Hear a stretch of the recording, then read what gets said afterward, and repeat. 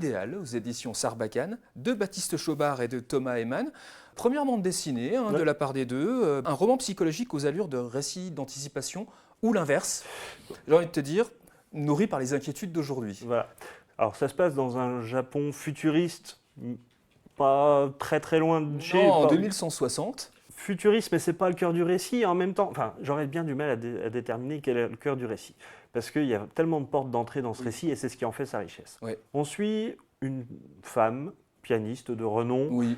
qui a la cinquantaine et qui vit sur une île qui est un peu à l'écart du Japon, Oui. qui a embrassé la modernité. Sur l'île, les androïdes, par exemple, ne sont pas autorisés. Voilà, il y a des androïdes partout dans le Japon, on est en 2160, et cette île est préservée pour garder la tradition japonaise. Et on sait que le Japon, même d'aujourd'hui, vit toujours entre modernité et tradition. Et elle est étrangère à cette île, mais elle est mariée à un Japonais pure souche. Oui.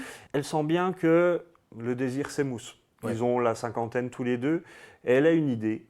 Elle se dit, je vais acheter une androïde qui me ressemble à moi quand j'avais 20 ans, quand on s'est rencontré avec mon mari. Ouais. Ça va partir en cacahuète complètement. Ah bah, c'est sûr. Évidemment. Mais là où ça démarre comme un questionnement sur le désir, il va y avoir beaucoup de choses qui vont se greffer sur ce récit, assez intimiste, parce que justement, il y a ce côté fermeture sur soi du Japon, il y a le transhumanisme, qu'est-ce qui fait l'humanité d'une personne mécanique. Il y a aussi beaucoup de réflexions sur, elle est pianiste, elle a une blessure à la main, elle ne peut plus travailler.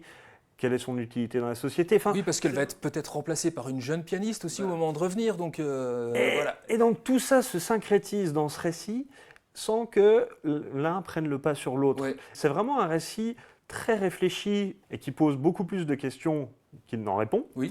Mais c'est ça qui fait l'intérêt du bouquin. Et alors graphiquement, je trouve aussi que l'auteur s'en sort vachement bien parce qu'il y a un trait à la fois extrêmement rétro avec l'uoyoki japonais traditionnel, et en même temps beaucoup de modernité. Oui. C'est un peu raide, mais ça je pense que ça vient du côté architectural. On ressent bien la propension à la géométrie des espaces, vraiment à travers son trait ancré, léché, réaliste, besogné, jusqu'à une ultime esthétique vraiment proprette et paisible finalement. C'est très travaillé et en même temps ça donne cette...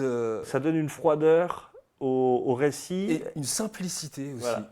Et moi, je trouve que ça marche bien parce que les personnages sont toujours dans la retenue. Oui. Ils n'osent pas. Ça se rapproche du caractère japonais aussi, de pas d'excès. Oui. Et donc, voilà, c'est vraiment un album original, troublant, qui fait beaucoup réfléchir, avec une esthétique que moi, je trouve vraiment très réussie. Alors, très, très réussie sur les décors, mais je pense que c'est un parti pris aussi. C'est-à-dire, comme tu le disais, sur les visages, c'est très lisse finalement.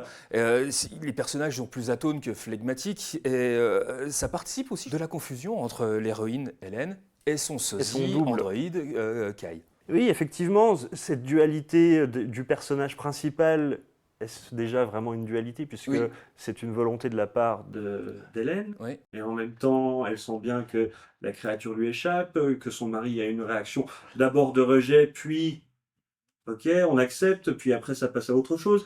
C'est vraiment tout. C'est vrai qu'on sent qu'on interroge l'âme humaine face à la modernité et face aux robots, finalement, face aux androïdes. La question est double, là. Il y a vraiment aussi ce côté agitation politique japonaise en sous-bassement derrière, qui est quand même très présent.